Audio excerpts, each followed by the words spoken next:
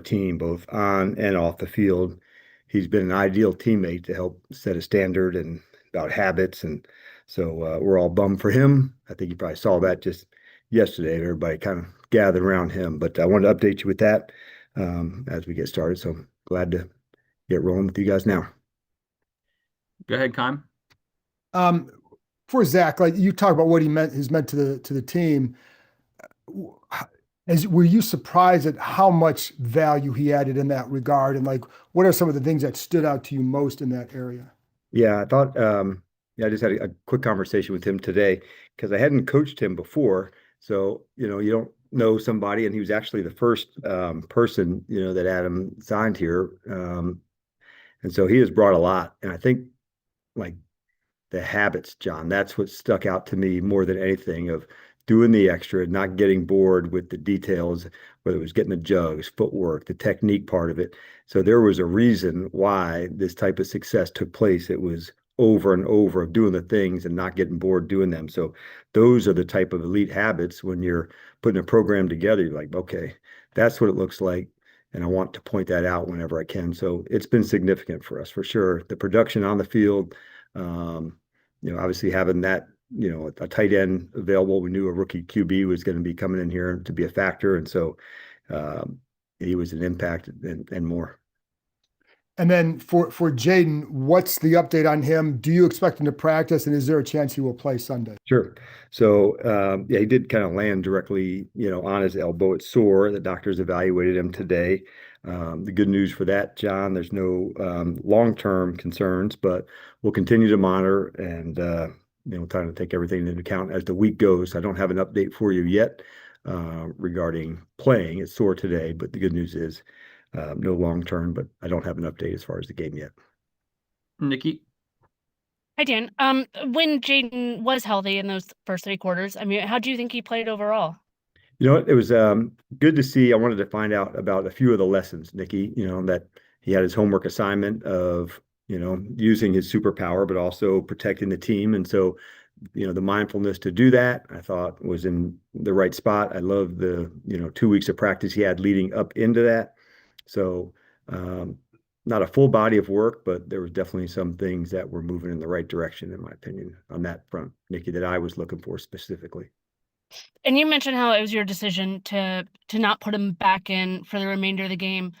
What's sort of the balance there of making sure that he gets the time, gets the development, that you're not holding him back and making him look fragile, but also not putting him at risk either?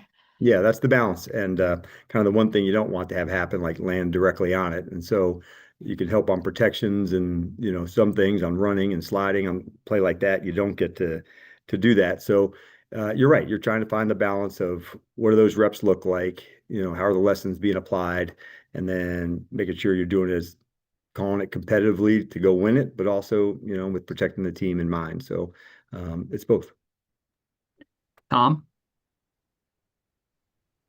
And you kind of alluded to this yesterday, but coming off the performance against Denver and then taking steps back, do you think there was any sort of, I don't know, emotional hangover or motivational hangover kind of coming off a tough loss like that?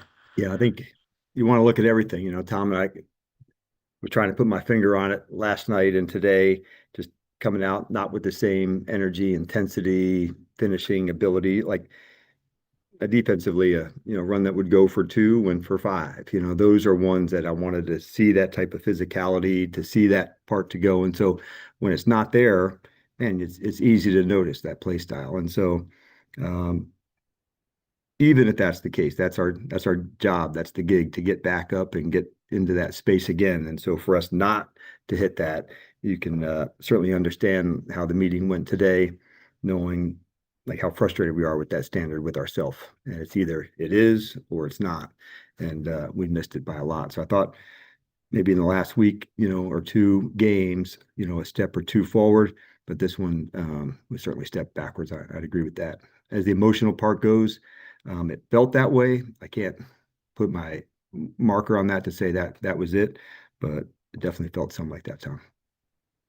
And then this was the the eighth game, I think, this season where you guys didn't force a turnover against a Vikings team that leads the league in that department. From your perspective, is that more a lack of execution or bad luck? I certainly won't put it on luck. Some people say that turnovers come in bunches and those things. Like, no, you got to go create them. That's how they happen. So I think it's more the skill of that, Tom, of taking advantage. There was a few chances for us to go get it, and when you don't get them, you want to keep digging into why and how you go create them. So we've been playing more zone recently. Sometimes you'll get a few more in a zone than you would in pure man-to-man because your eyes and your vision are to the QB. So it's something that we'll continue to work at for sure. But it's hard when you're in the minus, to get the wins, and you've got to create takeaways to get into that space. So we'll continue to hit it. But I'm not pleased with that part of our football at all. David Aldridge. Hey, Dan, obviously, if you could fix it, you would, but I wonder what you think about why in so many of these losses you haven't been competitive. Like even last year when you lost games, it was one possession, it was fourth quarter, it was the end of the game. But in so many of these losses this year, you all haven't even been competitive. Agreed. Man, do I agree. That has been like highly frustrating to miss the mark by so much. When you're in a competitive game, you're down for the fight and you're in it all the way to the end, you feel into that space. So not finding that rhythm together and not forcing someone else to get out of theirs is a big part of that. Sometimes you feel, okay, it's tighter and the margins get even smaller and you can feel yourself not making the plays that you need to go make. But it's a big topic for me. It's one that I'm digging in hard on, obviously, to find why, to make sure that that's our cause together, man, to make sure that we are never in this situation again. And along that line, Dan, I mean, do you, and I know you have a month of games left, so I know you still have to prepare for those games, but does this cause you to think about how you and Adam put this roster together in the first place, and if something needs to change about that going forward in terms of how you put it together? Sure. Yeah, we have discussions about the roster and the team a lot. And but yeah, it's not something that even though it's like you said, the 4 games left and it's a competitive one in that space with all being in the division, which I think is a good way to go. But no, definitely something that we talk about, we communicate about when the results are what they are, DA. It's worth digging under, every rock to find the right balance, the right attitude.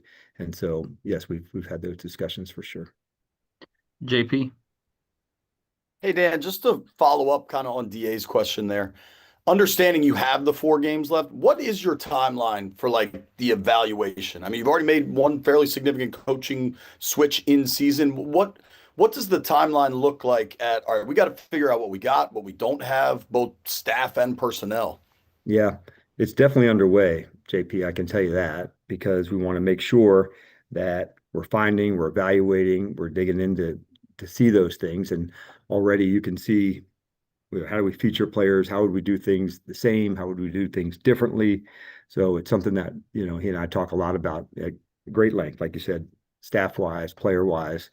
So it's not something that, we're waiting till, postseason to begin that for sure is fully underway. And also a performance like yesterday, man, that sets you back, that stings. That's one that you want to get back to things right away because we missed it by a mile. And then with Hard Knocks, we get to kind of see the moments after the game. And the moments after that Denver game, you gave this now pretty well-known quote of we lost, but we're not lost anymore. What is the messaging coming out of the Minnesota game with that in mind? Yeah. Talking to the team, I just mainly said to JP that all of us, everybody in this room, the effort of what has to take place has to be proportionate to what we need to do because this brotherhood can never be in this position again. And so that's every person for these 4 weeks, finding that edge, finding that spark, finding what needs to get done. So we never find our way into this space again. Watching January and February football sucks. We're the ones that did that. And we've got to make sure that we do everything in our power individually by the unit to make sure that these 4 weeks matter and it's important. And we got to go find those edges. Thank you. You're welcome. Scott. Hey, Dan, I'm sure you're well aware this fan base is pretty ticked off right now. 8-game losing streak. What reassurances can you give that this will not carry over into next season and that you and your staff will be able to fix what's going on here?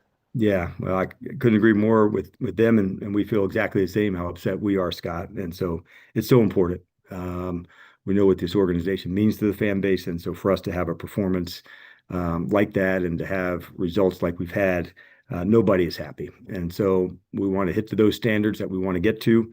And that's why over these 4 weeks, there's a lot to gain, man. And we're going to dig in hard to find the right spots, the right people, the right places, and we're going to work our ass off to do that. You can count on that.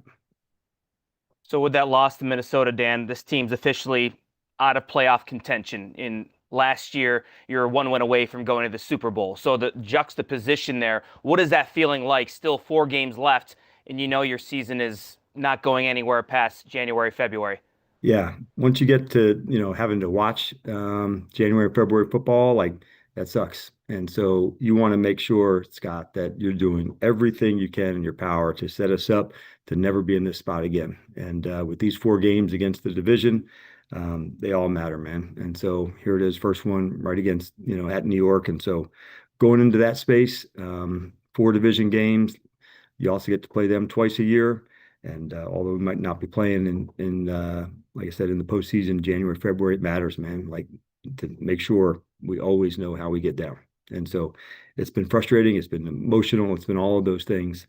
But we have to get that part handled, Scott. Howard.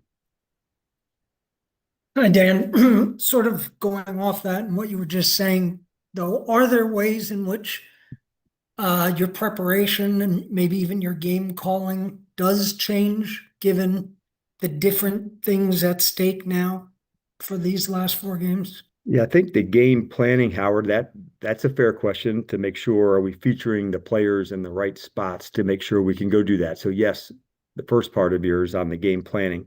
As far as like the execution of it, that's what we have to make sure, are we delivering on that? So whatever ways we go to find that, Howard, like I'm up for it. And more of something, less of another. That's all part of the game plan moving forward in these 4 games. But it starts honestly into this week in terms of the players, our execution of that. Usually as a coach, you have an idea, okay, that practice week didn't go well when there's a bad performance that follows that. By having good practices preceding a terrible loss, like I was not ready for us to have that type of performance. I really wasn't. And but we'll continue to look, to dig, like I said, game plan, any of the practice routines, like that's our charge, man. These 4 weeks, like whatever we got to do to get that part exactly like we want. It's really important. And it might sort of be impossible to take the injuries, the fact that he hasn't played a lot this season, out of the equation. But if you can, with Jaden, I'm just wondering how you would grade his play this season, how you'd assess what you've seen from him this season compared to last season. Yeah, it'd be hard to, just because really there was just the one game before some of the personnel around him changed. Maybe, Howard, that's probably a better way to go about it. So without a lot of banked reps together, I would say that would affect all of us. But I think that'd be better, like in a month's time, I'll have a better assessment for you, for an entire season. I think it's too early for me to call where I'm at on that, Howard. But I would say collectively, man, our whole team, it was, like not quarterback, not like everything, was mission failure yesterday. Like not specific to one position. It was not good enough, not acceptable in any way, shape, or form. All right. Thanks, Coach. Sorry, we got to run. We're tight for time today. All right. Thanks, Charlie. See you guys. See you Wednesday.